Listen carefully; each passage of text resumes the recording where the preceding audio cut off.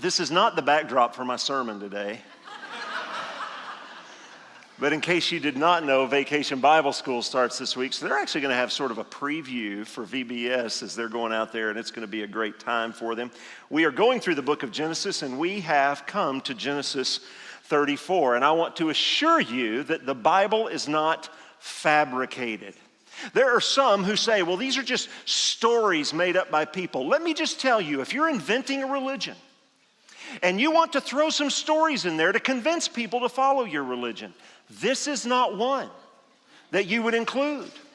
There are also some who have said, well, there are some people that came along and took the Bible and pulled out everything they didn't like. If that's the case, I want to know why they left this here. Because it is a doozy, let me just tell you. It's a terrible story. It's just a terrible story. It's a terrible event that happens, and it is a black mark on the life of Jacob, the father of the Jewish race. When I have told pastor friends I'm preaching through Genesis, the common response is, have you done Genesis 34 yet? And when I say no, they say, what are you going to do? And I say, call in sick. It is definitely a PG-13 passage. I do not intend to make it any more than what it is, but it has incredibly relevant application today. By the way, this is one of the reasons I preach through books of the Bible.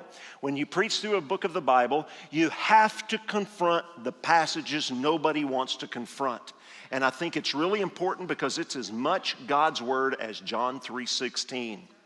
So we'll take a look at the text, explain what's going on in the text, then we'll come and see some very relevant and contemporary application. In Genesis 34, we pick up after Jacob had been gone for 20 years. He's now married, he's got these kids, and he's come back. God had promised him the land, he'd promised to bring him back, promised to make him the father of a great nation, and here he is, he's finally back, and this happens. Verse 1. Now Dinah, the daughter of Leah, whom she had borne to Jacob, went out to see the women of the land. And when Shechem, the son of Hamor, the Hivite, the prince of the land, saw her, he seized her and lay with her. Now push pause right there for a minute, because we typically see that phrase in Scripture when people come together in sexual union, don't we? That they lay together or someone lay with someone else.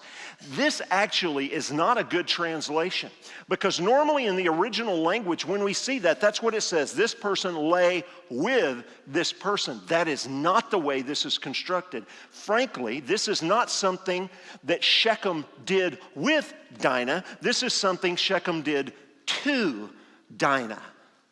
So a good way, an accurate way to translate this would be to say he seized her and raped her and humiliated her. And his soul was drawn to Dinah, the daughter of Jacob. He loved the young woman and spoke tenderly to her, as abusive people tend to do. So Shechem spoke to his father Hamor, saying, "Get me this girl for my wife." Now Jacob heard that he had defiled his daughter Dinah, but his sons were with his livestock in the field, so Jacob held his peace until they came. And Hamor, the father of Shechem, went out to Jacob to speak with him. The sons of Jacob had come in from the field as soon as they heard of it, and the men were indignant and very angry because he had done an outrageous thing in Israel by lying with Jacob's daughter. Again, this does not, in the original language, connote a consensual act. So they had done this outrageous thing in Israel by lying with Jacob's daughter, for such a thing must not be done. But Hamor spoke with them, saying, "The soul of my son Shechem longs for your daughter. Please give her to him to be his wife. Make marriages with us, give your daughters to us, and take our daughters for yourselves. You shall dwell with us, and the land shall be open to you. Dwell and trade in it, and get property in it." Shechem also said to her father and to her brothers, "Let me find favor in your eyes, and whatever you say to me, I will give. Ask for me as great a bride price and gift as you will, and I will give whatever you say to me. Only give me the young woman to be my wife." The sons of Jacob answered Shechem and his father Hamor deceitfully, because he had defiled their sister Dinah. They said to them, "We cannot do this thing to give our sister to one who's uncircumcised, for that would be a disgrace to us. Only on this condition will we agree with you, that you will become as we are, by having every male among you being circumcised. Then we'll give our daughters to you, and we will take your daughters to ourselves, and we will dwell with you and become one people. But if you will not listen to us and be circumcised, we'll take our daughter and we'll be gone." Their words pleased Hamor and Hamor's son Shechem. And the young man did not delay to do the thing, because he delighted in Jacob's daughter. Now, he was the most honored of all his father's house. So Hamor and his son Shechem came to the gate of their city and spoke to the men of their city, saying, "These men are at peace with us. Let them dwell in the land and trade in it, for behold, the land is large enough for them. Let us take their daughters as wives, and let us give them our daughters. Only on this condition will the men agree to dwell with us and become one people, when every male among us is circumcised as they are circumcised. Will not their livestock, their property, and all their beasts be ours? Only let us agree with them, and they will dwell with us." And all who went out of the gate of his city listened to Hamor and his son Shechem, and every male was circumcised, all who went out of the gate of his city. On the third day, when they were sore, two of the sons of Jacob, Simeon and Levi, Dinah's brothers, took their swords and came against the city while it felt secure, and killed all the males. They killed Hamor and his son Shechem with the sword, and took Dinah out of Shechem's house and went away. The sons of Jacob came upon the slain and plundered the city, because they had defiled their sister. They took their flocks and their herds, their donkeys, and whatever was in the city and in the field. All their wealth, all their little ones, and their wives, all that was in the houses, they captured and plundered. And Jacob said to Simeon and Levi, "You have brought trouble on me by making me stink to the inhabitants of the land, the Canaanites and the Perizzites. My numbers are few, and if they gather themselves against me and attack me, I shall be destroyed, both I and my household." But they said, "Should he treat our sister like a prostitute?" So what's going on here? Why?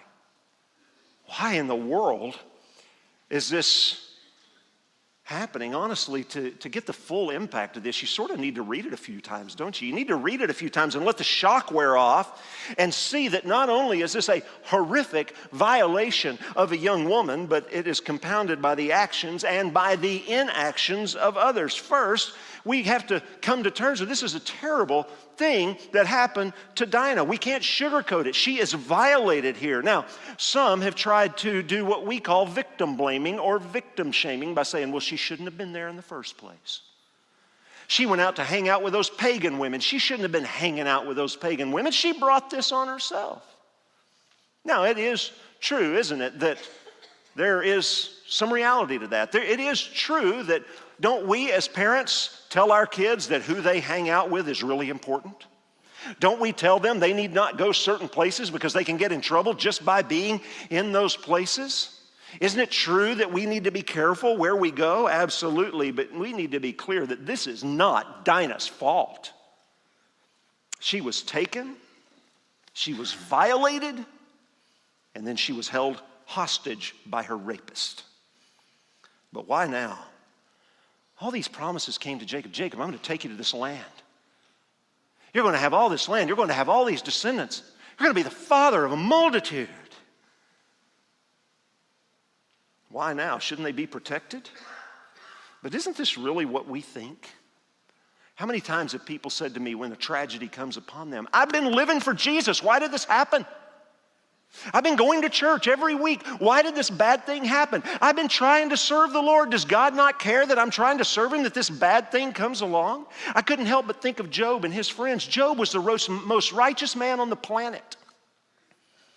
And he lost his health, he lost his livelihood, he lost his children, he lost his grandchildren. And his friends came, and what did his friends say to him? Job, what did you do? You've obviously made God mad. You obviously have sin in your life. And Job says, I didn't do anything wrong. And they're saying, Job, stop lying. You have to get honest, because even we get this mindset. We go buy all the books, don't we? We buy the Christian books about how to have a great marriage, a great career, great finances, great business, great everything. And we do all the steps, the keys, the whatever it is. And we think as long as we'll do all these things, we should never again have any problems. But we need to get this, and this is the first point I want to make to you today. Bad things happen to God's people. Bad things happen to God's people. We are not immune as long as we live in this world. We live in a world that has diseases and natural disasters and all kind of human evil. And we're not immune to it.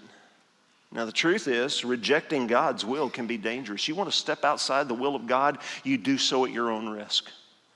We need to realize and just be honest, too, that when you're following God, that can be dangerous. When you're in the center of God's will, bad things can happen to you. Think about some of the most godly men you can think of. Think about the disciples of Jesus. Think about, out of this number were some guys that wrote part of the Bible. Well, one of them turned, right? But of the 11 left, only one survived to old age. All the rest were put to death for following after Jesus. Don't be surprised at this story. Be shocked by it. But Jacob has led his family to live among a wicked and violent people. And y'all, the truth is, we live among a wicked and violent people as long as we live in this world. We shouldn't be surprised when bad things happen to God's people. But the story doesn't end there. Shechem wants her, doesn't he? He wants her. So his dad's negotiating with her dad. But did you notice that while he's negotiating, he's holding her hostage? Not much of a negotiation, is it? He's holding her against her will, and the brothers strike this deal about circumcision. Can I just tell you, one of the most surprising things about this whole story to me is that when they went and told all the guys in their area, hey, as long as we'll get circumcised, everything will be cool. They're like, okay. No. But they did it. That's fascinating to me. And then Hamor, Shechem's dad, he's lying to somebody, isn't he? Did you notice he goes back and he doesn't just tell them the deal that he made. He goes and tells them, we're going to get their livestock, we're going to get their property, we're going to get everything. He's either lying to them or he's acting deceitfully with Jacob and the brothers.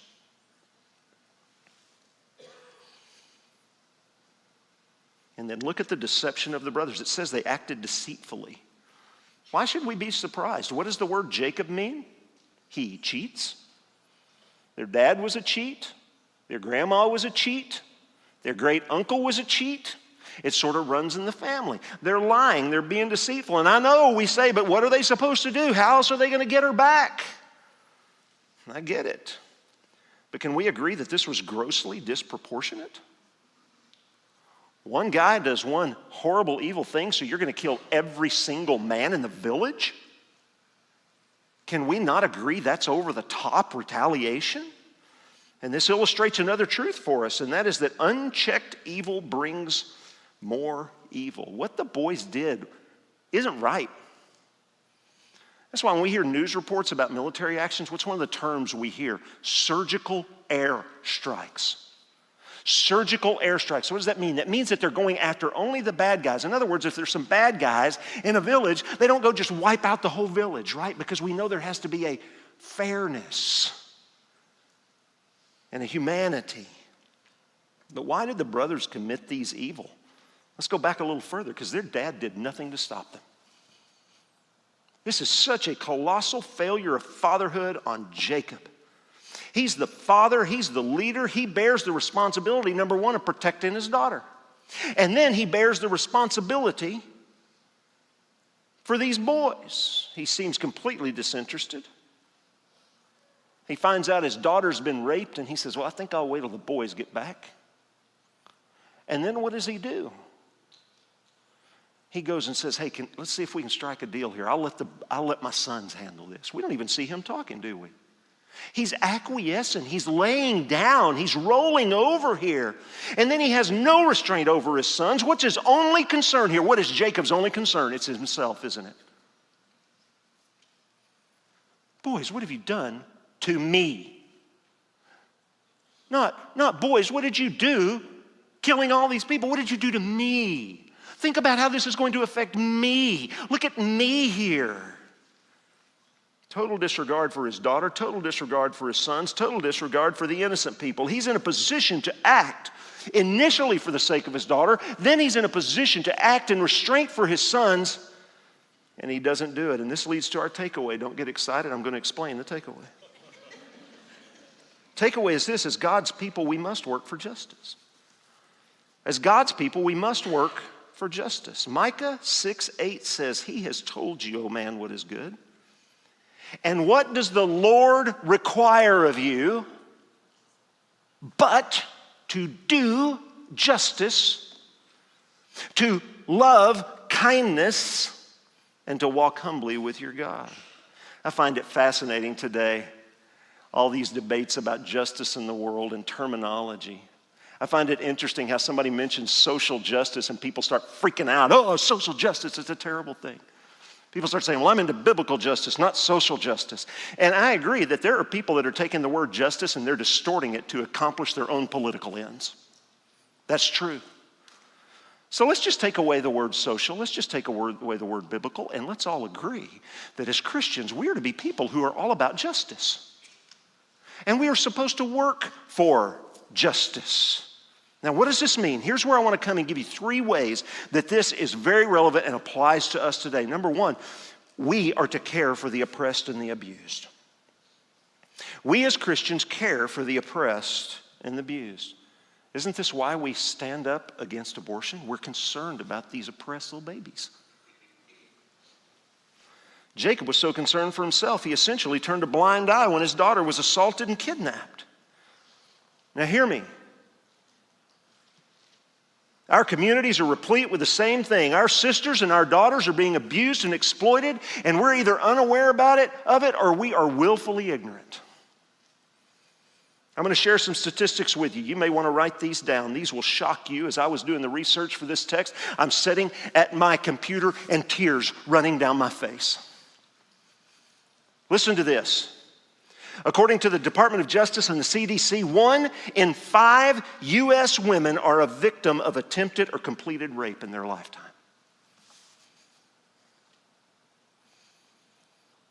One in 5.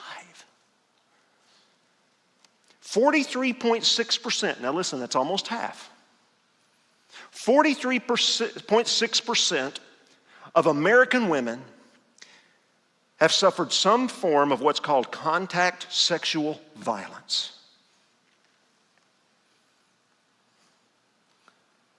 43%.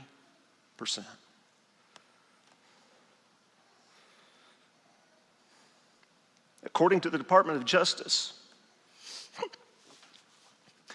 1 in 4 girls in America under the age of 18 are the victim of sexual abuse. Y'all, 25% of our little girls here where we live. I know we warn them of stranger danger, but the U.S. Bureau of Justice says only 7% of juvenile sexual abuse is committed by someone who's a stranger to the victim. We are not protecting and defending our women and children. The last several months has been a reckoning for the Southern Baptist Convention. I told you we had some issues we had to deal with when we went to Nashville for the annual meeting, and we did. We at least got the ball rolling where we're doing it because some people have been sweeping it under the rug. Let me tell you what's happening. By the way, you might say, well, are Southern Baptists the offenders here? No, it's across the board, but we're talking about our house, okay? Let me tell you the way it's been working. for years and years. Fortunately, I've never been in a situation like this, but I know of several firsthand. You have a situation in a church where a staff member or a volunteer sexually assaults a minor. In fact, I'll give you an example. I'll give you an example without mentioning any names of a church I know. They caught their 30-something-year-old youth minister who's married, 2 kids, 1 on the way, sexually assaulting a 14-year-old girl in his youth group. They called the police. But after they did, they found out the church that they brought him from, the same thing had happened there. And what the church did is went and said, look, if you'll resign, we won't tell anybody. And they went to the family and said, look, if you don't call the police, we'll get rid of him because it's going to embarrass the church. It's going to make Jesus look bad. It's going to be a bad testimony. So let's just sweep it under the rug. So they send him to another church and another church and another church so that other victims, because nobody's protecting the kids. We're too busy protecting the church. You know what the church is? It's those kids that just walked out of this room. And this has been happening, and a lot of victims have raised up and said, no more. And what happened when they went to the Southern Baptist Convention to some of the people in position, they swept it out the door. Said, we don't think it's a problem, we're not going to deal with it. And I'm happy to tell y'all, before we left Nashville a couple of weeks ago, we had done some significant things. For one thing, we passed a resolution that any pastor who commits sexual assault is permanently disqualified from being a pastor. Some people say, well, what about grace? I'm all about grace. But you can't be a pastor after that. We started some initiatives. We're going to have an investigation that lasts 3 years to study how widespread this problem is in the SBC. We are hiring a third party, an independent organization outside the SBC to investigate some of the bad actions taken by our executive committee. They're also going to bring recommendations so that we can actually take action to see that this kind of thing stops. We've come up with rules that if a church sweeps sexual abuse under the rug, they're booted from the Southern Baptist Convention. It's time that this happened. It's past time. We've got to protect and defend our women and children because we're people of the book. Not only that, the truth has been coming out about pornography and prostitution. We have been duped in believing that, hey, liberated women, isn't it wonderful that they can do whatever they want to with their bodies? They can sell themselves to the next bidder. Isn't that wonderful? No. It's shameful and it's sad. And we have hard data now that sheds light on that lie. Most of these women in sex work are the opposite of liberated. They're in bondage. Listen to this. The International Labor Organization reports that 4.8 million people are trapped in forced sexual exploitation globally. And 1 million of those are children.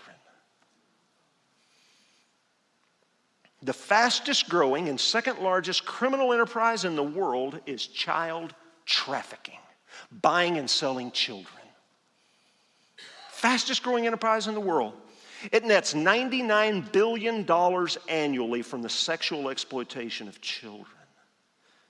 Now, the majority of them are female, but males are victims as well. Clearly, we're doing a terrible job of protecting and defending our daughters and even our sons. Now, I want to push pause here for a second. Because if any of these statistics are even close to being accurate, and I believe that they are, there's people in this room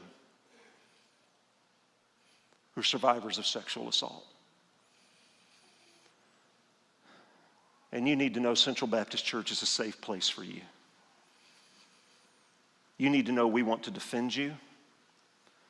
We want to provide for you whatever you need. We want to connect you with resources. We want to help you. We want to walk your journey with you. And oh my goodness, we want you to find help and healing and wholeness in our gloriously good Savior. Amen. This is the place.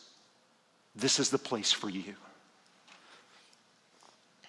So what are we to do? Well, we stop turning a blind eye. We stop pretending this isn't a serious issue. We learn to spot the signs of abuse in our children and loved ones. Y'all, I know some people aren't going to like this, but we're going to have it where if you work with anybody under 18 at Central Baptist Church, you have to go through sex abuse awareness training. You have to learn to spot it. You have to learn to see what grooming looks like. And you need to understand. By the way, one of the reasons this happens so prevalently in churches is because churches are places of high trust. Historically, churches have been a place where people are granted access to children, and we don't suspect them of doing anything wrong. But listen up. If you came into Central Baptist Church looking for an easy place to groom children, you will have no safe harbor here. We're on you, and it won't work.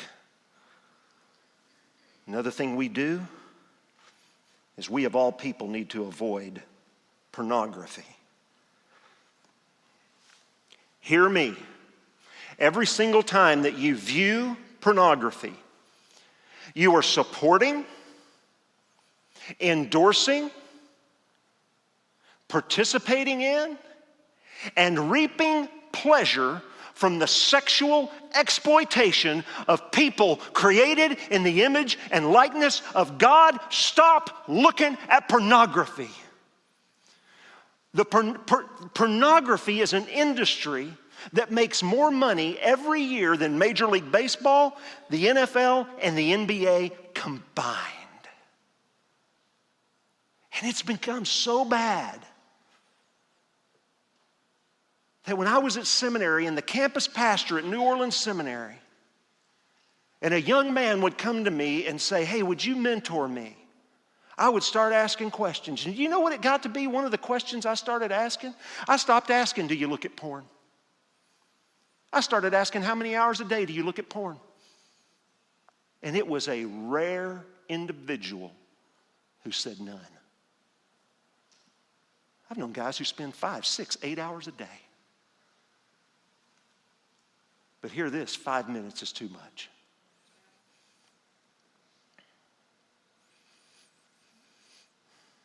These are somebody's sons and daughters. How can we as God's people take pleasure in this business of the flesh? Here's another thing we do as we fight for justice. We seek real justice. Real justice is fair. We love what these brothers did, don't we? We do. Let's be honest. I read this, man, they go and kill all those guys, and I'm like, dang right. That won't happen again from those people. It feels good. It feels good. In the 1970s, there were some high-profile criminal cases where criminals got to walk because of some legal loopholes. Because justice was not being served. There were some real problems back in the 60s and 70s where justice was not being served. Some laws had become so lax, some deals had become so easy that it gave rise to the popularity of movies like the Dirty Harry movies. Remember when Magnum Force came out? And what did we like about that? We liked that Clint Eastwood isn't waiting on the courts. He's just taking out the bad guys. We're cheering him on. Movie Death Wish, Charles Bronson's wife and daughter are raped and beaten. His wife is killed. His daughter is permanently damaged.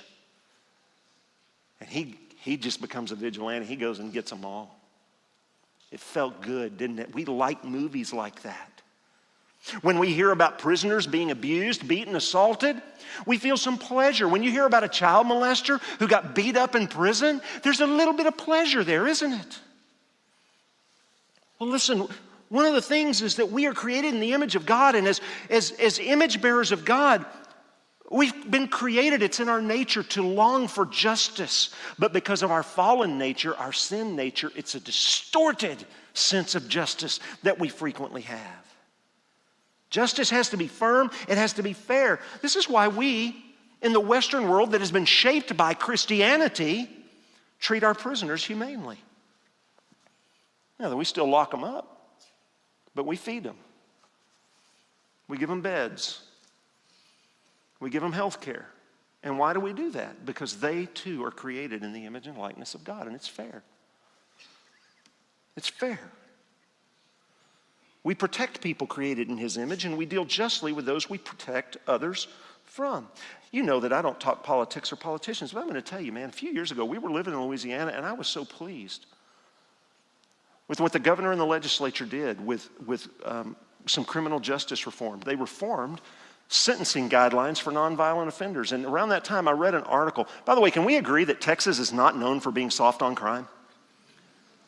Well, around that time, I read an article about a man in Louisiana who was convicted of a nonviolent offense and sentenced to 24 years in prison. And at that time, the exact same crime with the exact same circumstances in Texas would have had a 6-month sentence. And they started fixing that all over the place. We're now coming to terms with the injustice of certain laws, and this is good. You know what we need? We need tougher laws, and we need to enforce laws to crack down on human trafficking. This is one of the reasons we're concerned about what's going on at the border. We as Christians, we know people need to be able to come to America and find a life here. We know that. But we also know that if we have an open border, there's a lot of human trafficking going back and forth across that border. And we got to crack down on that. This isn't political. This is just moral. And when we crack down, we need to make sure that the punishments are not cruel and unjust. So what do? We stay informed. We contact our legislators. We need to be observant and concerned citizens. And let me tell you, if you know of or suspect abuse, you need to contact the authorities. In fact, something maybe some of you don't know. You know, there was always there's this legal term called a mandatory reporter, which said, like, if a teacher suspects abuse, that teacher is required by law. That teacher's a mandatory reporter and has to turn it in. If a doctor suspects abuse, that doctor is a mandatory reporter. Do you know who mandatory reporters are in the state of Texas? Every person 18 and over. And they're prosecuting adults right now who knew of child abuse and didn't report it. So you're required by law, but you know what else? You're required by decency to protect our children.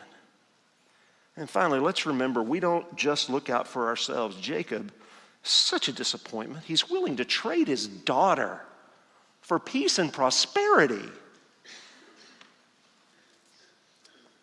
The last few weeks, I told you stuff has been coming out about some stuff in the SBC. One of the things that came out, I heard the audio recording. At a Southern Baptist event on sexual abuse, a woman was able to share her story, or share the story of another woman who was treated shamefully by our Southern Baptist Executive Committee.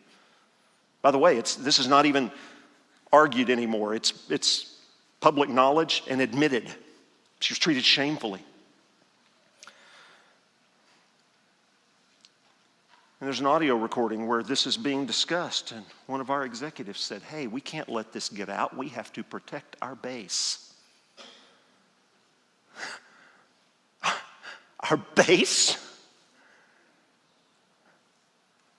Our base is right back there in the fellowship hall, y'all.